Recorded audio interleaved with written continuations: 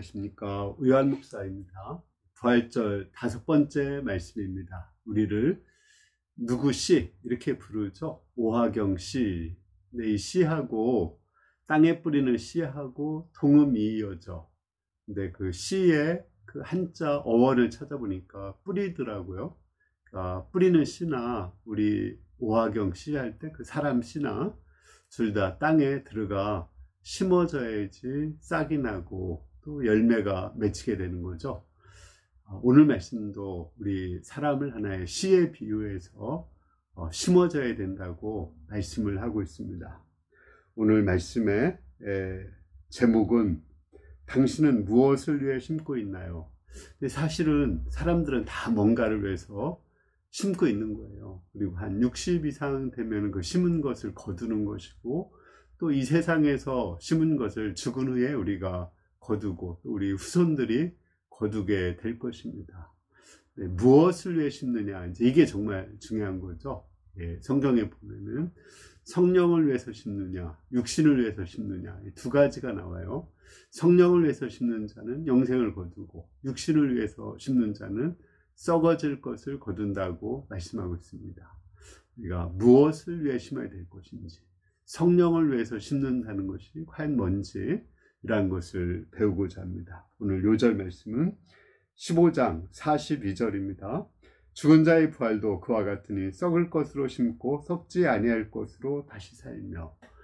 우리 몸은 지금 썩을 것이고 약한 것이고 또 추한 몸이죠. 욕된 몸이에요. 그러나 다시 살 때는 썩지 않고 강하고 영광스러운 영의 몸으로 다시 살게 됩니다. 이것은 우리 신자만 그런 게 아니에요. 비신자도 마찬가지입니다. 그래서 우리 신자는 영생의 부활, 또 비신자는 영벌의 부활을 한다겠죠. 근데 우리가 그러면 어떻게 하면 영생의 부활을 할 때 풍성한 열매를 맺고 영광스럽게 부활할 수 있을까요? 그 답은 성령을 위해서 심을 때 가능한 것입니다. 오늘 말씀 통해서 성령을 위해서 심는 것이 무엇인지를 배우고자 합니다. 35, 36절을 보겠습니다. 누가 묻기를 죽은 자들이 어떻게 다시 살아나며 어떠한 몸으로 오느냐 하리니 어리석은 자요, 내가 뿌리는 씨가 죽지 않으면 살아나지 못하겠고. 우리 사람들은 이렇게 다 죽죠. 또 요즘에는 화장 많이 해서 재가 되고 매장을 한다고 하더라도 흙이 돼요. 근데 어떻게 살아요? 네, 사도 바울은 하나의 비유를 통해서 얘기합니다. 너희가 씨를 봄에 뿌리지 않느냐? 그거 죽어야지 살지 않느냐? 이렇게 얘기해요. 요즘에 이제 과학이 발달해서 그 씨를 분석해 보면은 씨는 그 배아와 배젖이 있는데 그 배젖 부분이 죽는 것이고 배아에서 싹이 나는 것입니다. 그와 마찬가지로 우리 인간도 육신과 영혼이 있거든요. 육신은 흙으로 만들었고 영혼은 하나님이 입으로 이렇게 불어넣어서 만들어진 것입니다. 우리 육신이 죽으면 우리 육신은 흙으로 가는 거고 또 우리 영혼은 하나님께로 돌아가서 심판을 받고 영생과 영벌이 결정되는 것입니다. 그러므로 우리가 죽은 후에 다시 살아난다는 것은 별로 이상한 것이 아닙니다. 그러면 우리가 죽은 후에 어떤 모습으로 살아날까요? 우리 37절에서 39절까지를 보겠습니다. 또 내가 뿌리는 것은 장래의 형체를 뿌리는 것이 아니요 다만 밀이나 다른 것에 알맹이 뿌리로되 하나님이 그 뜻대로 그에게 형체를 주시되 각 종자에게 그 형체를 주시느니라. 육체는 다 같은 육체가 아니니 하나는 사람의 육체요 하나는 짐승의 육체요 하나는 새의 육체요 하나는 물고기의 육체라. 하늘에 속한 형체도 있고 땅에 속한 형체도 있으나. 자, 우리가 수박을 그냥 심지 않죠. 수박 씨를 심죠. 근데 수박이 나오고 수박 덩쿨이 나오고 수박이 열리죠. 마찬가지로 우리가 앞으로 있을 그 모습을 심는 게 아닙니다. 우리 몸을 심었는데 그 몸에서 새로운 몸으로 우리는 태어나게 돼요. 물론 씨와 그 열매 사이에는 동질성이 있습니다. 그러나 다른 모습이죠. 우리도 지금의 모습과 그 동질성은 있지만 다른 모습으로 부활하게 될 것입니다. 그럼 어떤 모습일까요? 그 사도 바울은 여러 육체를 얘기하고 있어요. 땅에 살기에 좋은 것은 짐승이나 사람의 육체죠. 하늘에 살기에 좋은 것은 새의 육체고, 또 물에서 살기에 좋은 것은 물고기의 육체입니다. 그와 같이 하늘나라에 살기에 좋은 육체로 우리에게 주십니다. 그 하늘은 스카이가 아닙니다. 스카이는 우리 첫 번째 하늘이고요. 두 번째, 세 번째 하늘이 있다겠죠. 눈에 보이지 않는 새로운 세계가 있어요. 새로운 차원이 있어요. 예를 들어서 우리 점이 1차원이라면 선은 2차원, 공간은 3차원, 시간은 4차원입니다. 근데 시간과 공간을 뛰어넘는 5차원의 세계가 있어요. 예수님이 그 5차원의 세계로 부활하셔서 가셨거든요. 그 5차원의 세계에 알맞는 그 세계는 썩지 않고 또 영원한 보이지 않는 그 세계거든요. 그 세계에 살기에 알맞은 몸을 주는 거예요. 달나라에 가려면 우주복을 입어야 되듯이 우리가 하늘나라에 가려면 하늘나라에서 알맞은 그런 새로운 형체를 가지고 우리는 하늘나라에 가게 되는 것입니다. 39절 후반절에서 44절 전반부를 보겠습니다. 하늘에 속한 것의 영광이 따로 있고 땅에 속한 것이 영광이 따로 있으니 해의 영광이 다르고 달의 영광이 다르며 별의 영광도 다른데 별과 별의 영광도 다르도다. 죽은 자의 부활도 그와 같으니 썩을 것으로 심고 썩지 아니할 것으로 다시 살며 욕된 것으로 심고 영광스러운 것으로 다시 살며 약한 것으로 심고 강한 것으로 다시 살며 육의 몸으로 심고 신령한 몸으로 다시 살아나나니 육의 몸이 있은즉 영의 몸도 있느니라. 죽은 후에 영광이 다 다르대요. 그 영광을 비유적으로 얘기합니다. 해의 영광, 달의 영광, 별의 영광이 다르죠. 또 별의 영광도 1등별에서 10등별까지 영광이 다 다릅니다. 부활한 후에 우리 예수님은 해와 같은 영광으로 부활하셨고 아마 사도 바울은 달과 같은 영광으로 부활했을 것입니다. 우리는 별과 같은 영광으로 부활하는데 어떤 사람은 1등별, 어떤 사람은 10등별처럼 은하수같이 부활할 것입니다. 어떻게 우리가 1등별이 될 수 있을까요? 우리 다니엘서에 보면은 많은 사람을 의로운 대로 들어오게 한 자는 궁창에 별과 같이 빛난다고 했어요. 많은 사람들에게 전도를 한 사람이 또 이렇게 빛이 납니다. 그러나 그냥 예수 믿고 죽은 사람들, 이런 사람들은 별로 빛이 안 나겠죠. 또 고난이 큰 만큼 영광이 크다고 했습니다. 우리가 큰 영광을 얻기를 원한다면 더 큰 고난을 받아야 돼요. 우리 예수님도 십자가의 고난을 받았기 때문에 큰 영광을 얻으셨고 또 제자들이 큰 영광을 얻기를 바라자 제자들에게 고난을 가르쳤어요.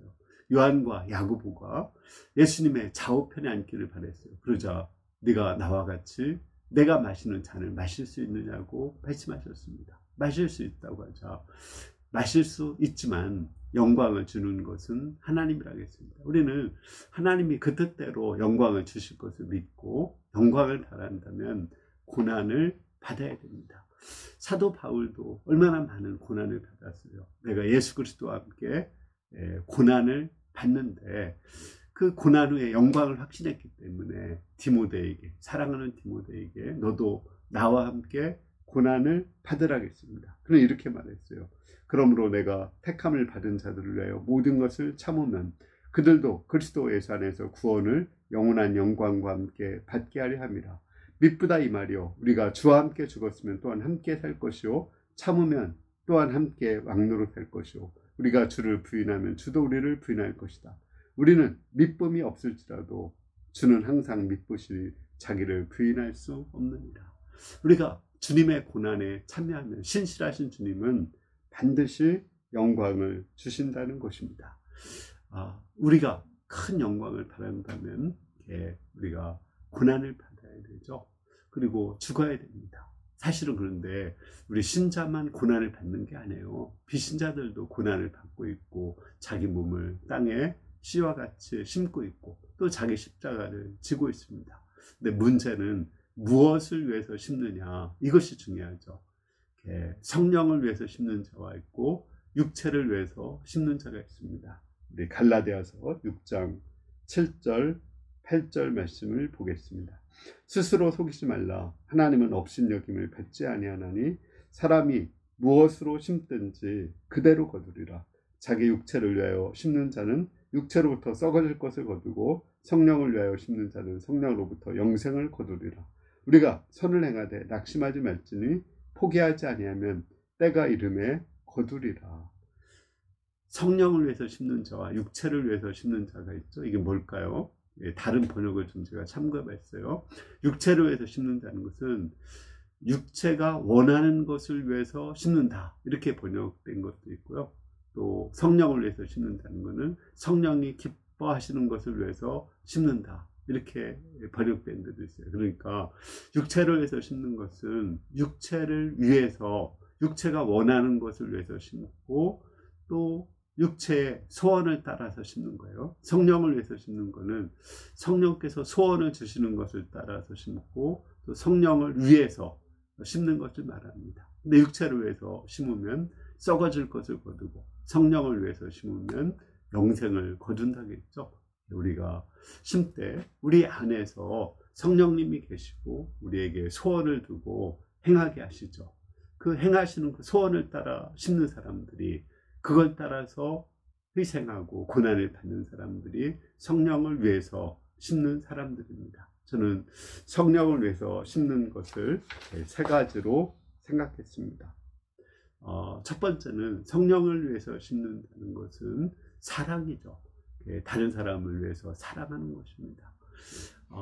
우리 성령의 첫 번째 열매는 사랑이죠. 또 사랑을 하다 보면은 물질도 따라서 갑니다. 따라서 물질을 다른 사람을 위해서 쓰고 섬기는 것입니다. 이런 사람도 섬기는 거죠. 근데 그 돈을 자기만을 위해서, 자기 육체만을 위해서 쓰는 사람들이 있어요. 그는 죽음과 함께 없어지죠. 그러나 정말 하나님을 기쁘시게 하기 위해서, 또 다른 사람들을 섬기기 위해서 물질을 쓰는 사람이 있어요. 그것은 열매를 맺고 또 천국에까지 가져갈 수가 있습니다. 두 번째로 성령을 위해서 심는다는 것은 기도를 심는 거예요. 우리가 기도하는 것은 다 이렇게 심어지고 마치 통장에 저축하듯이 저축이 됩니다. 그래서 나중에 언젠가는 찾게 돼요. 그래서 어느 목사님은 기도 통장을 만드시는 분이 있어요. 이렇게 몇 시간 기도했느냐를 통장으로 1년 계산해서 통장을 나눠주시는 그런 분도 있습니다. 우리가 기도할 때 그 기도한 것이 그대로 우리에게 또 응답받게 됩니다. 세 번째는 말씀을 심는 거죠. 말씀을 심을 때 그 말씀이 뿌리가 내려지고 또 그 사람을 변화시키고 새로운 사람으로 만들어서 그것이 열매를 맺고 또 그 사람의 구원을 받게 하십니다. 따라서 우리는 성령의 소원을 따라서 다른 사람을 사랑하고 물질로 심어야 되고 또 기도를 쌓아서 심어야 되고 또 말씀을 열심히 가르쳐서 말씀을 심어야 됩니다. 그러면 우리가 이제 그 부활하는데 그 부활할 몸이 썩지 않고 강하고 영광스러운 몸이라겠죠. 그렇지만 좀 더 하나의 샘플을 좀 보여달라, 이런 사람이 있습니다. 우리 45절에서 49절을 보겠습니다. 기록된 바 첫사람 아담은 생령이 되었담과 같이 마지막 아담은 살려주는 영이 되었나니, 그러나 먼저는 신령한 사람이 아니요 육의 사람이요 그 다음에 신령한 사람이니라. 첫사람은 땅에서 났으니 흙에 속한 자이거니와 둘째 사람은 하늘에서 나셨느니라.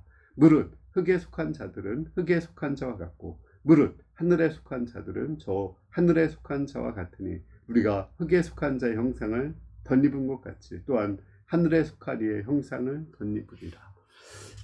우리 사도 바울은 우리가 어떤 몸으로 부활할지 그 샘플을 설명하기 위해서 아담 이야기를 하고 있어요. 여러분들 아담이 어떤 모습으로 생겼을까요?